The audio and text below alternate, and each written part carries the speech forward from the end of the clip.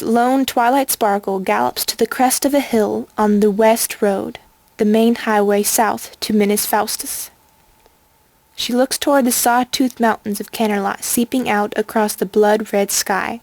Her face grave, she quickly gallops on. Inside of the citadel in Minas Faustus in the dead of night, Twilight makes her way down into the lower depths of the fortress. She flips through pages, searching in ancient scrolls and books placed high in a wooden table. Her eyes settle on one old parchment and murmurs hurriedly to herself, reading. The year 3434 of the Second Age. Here follows the account of Golden Delicious, High King of Galloway, and the finding of the Ring of Power. It has come to me, the Ring of Power. It shall be an heirloom of my kingdom. All those who follow in my bloodline shall be bound to its fate. For I will risk no hurt to the ring. It is precious to me, though I buy it with great pain. Twilight looks intently on the Pegaselfish writing in the document and continues to read. The markings upon the band begin to fade. The writing, which at first was clear as red flame, has all but disappeared, a secret now that only fire can tell. Outside of Ponyville, an old farmer pony is chopping wood in his garden when a cold chill runs up his back.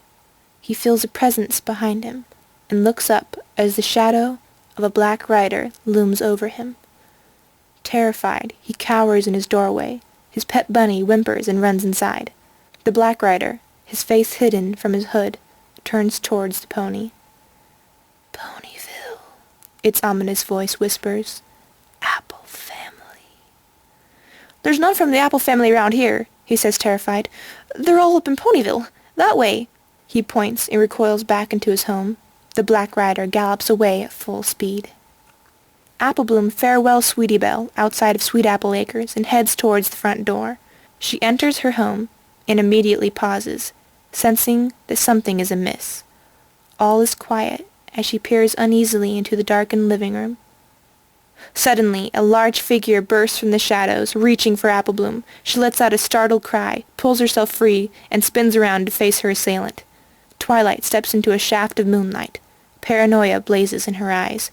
Her clothes are dirty and ragged from much traveling, mane messy and unkempt. Is it secret? Twilight says in an urgent whisper. Is it safe? Applebloom pulls the envelope out of an old chest. Twilight, suspicious, alert, without a word, she takes the envelope and tosses it into the fireplace. What are you doing? Applebloom asks, bewildered. Flames instantly consume the envelope, revealing the ring, as it sinks onto the red-hot embers. Twilight reaches into the fire with a pair of tongs and lifts the ring out. Hold out your hoof, Applebloom, she says. It is quite cool. Twilight drops the ring into Applebloom's hoof. She's surprised at how heavy it is. What can you see? Twilight asks. Can you see anything? Nothing.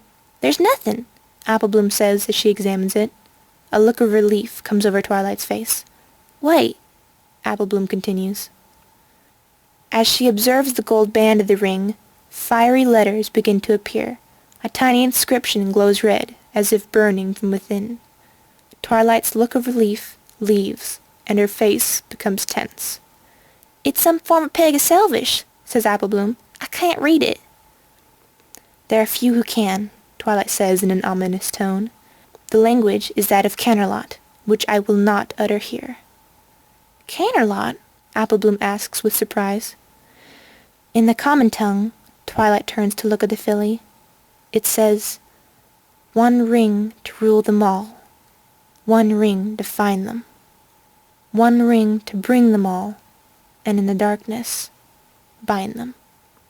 The ring lies in the center of Applebloom's simple kitchen table, as Twilight explains.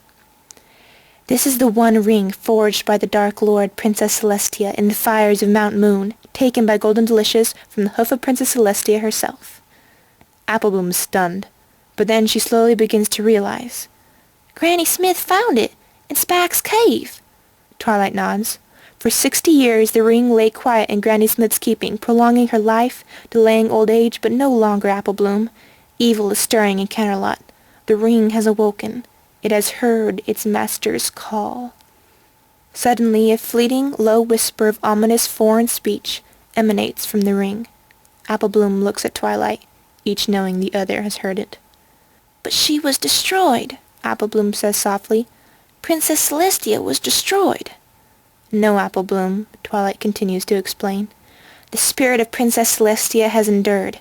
Her life force is bound to the ring, and the ring survived. Celestia has returned. Her dogs have multiplied. Her fortress of Bartrot-Dur is rebuilt in the land of Canerlot. Princess Celestia needs only this ring to cover all the lands in the second darkness. She is seeking it, seeking it. All her thought is bent on it, for the ring yearns above all else to return to the hoof of its master. They are one, the ring and the Dark Lord. Apple Bloom, she must never find out." Instantly, Apple Bloom scoops up the ring. "All right," she exclaims as she hurries into the living room. "We put it away. Keep it hidden," she says, trying to think fast. "We never speak of it again. No one knows it's here. Do they?" Twilight shifts uncomfortably. Apple Bloom looks at her worriedly. "Do they, Twilight?" The unicorn looks at Apple Bloom sadly. "There is one other who knew that Granny Smith had the ring. I looked everywhere for the creature Spike, but the enemy found him first. I don't know how long they tortured him, but amidst the endless screams and inane babble they discerned only a few words. Ponyville and Apple Family." "Ponyville?" Apple Bloom says, not quite believing it. "Apple Family? That'll lead 'em straight here."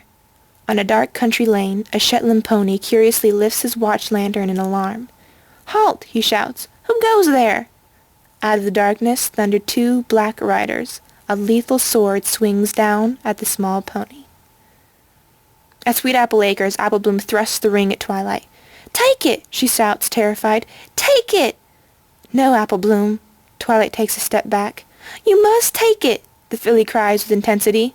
"You cannot offer me this ring." "I'm giving it to you!"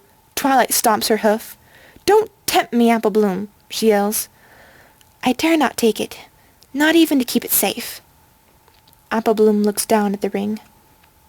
"Understand, Apple Bloom," Twilight says softly. "I would use this ring from a desire to do good, but through me it would wield a power too great and terrible to imagine." "But it can't stay in Ponyville," Apple Bloom says with worry. "No," Twilight replies. "No, it can't." Apple Bloom meets Twilight's eyes. "What must I do?" Apple Bloom is in her bedroom throwing clothes into a knapsack. Twilight watches her, making plans. "You must leave, and leave quickly. Get out of Ponyville." "Where?" the filly asks. "Where shall I go?" "Make for the village of Dodge Junction." "Dodge Junction? What about you?" "I," says Twilight, helping her pack, "will be waiting for you at the Inn of the Prancing Pony." Apple Bloom begins to pack food into the knapsack. "And the ring will be safe there?" "I don't know, Apple Bloom. I don't have any answers. I must see the head of my order. She is both wise and powerful. Trust me, Apple Bloom. She'll know what to do." They head into the living room. The filly is nearly prepared to leave. Twilight grabs Apple Bloom's coat from the rack. "You'll have to leave the Apple name behind you, for that name is not safe outside of Ponyville." Twilight says that she helps Apple Bloom into her coat. "Travel only by day and stay off the road." "I can cut across country easily enough." Twilight looks at the young Shetland, moved by her courage. "My dear Apple Bloom, Shetlands really are amazing creatures. You can learn all that there is to know about their ways in a month, and yet, after 100 years, they can still surprise you." Apple Bloom manages a smile. But suddenly, they both jump at the sound outside. "Get down," Twilight says, frozen. She slowly moves towards the window, eyes wide with tension. She takes a staff and raises it with her magic above the window, and slams it down on the intruder. There is a loud yelp of pain.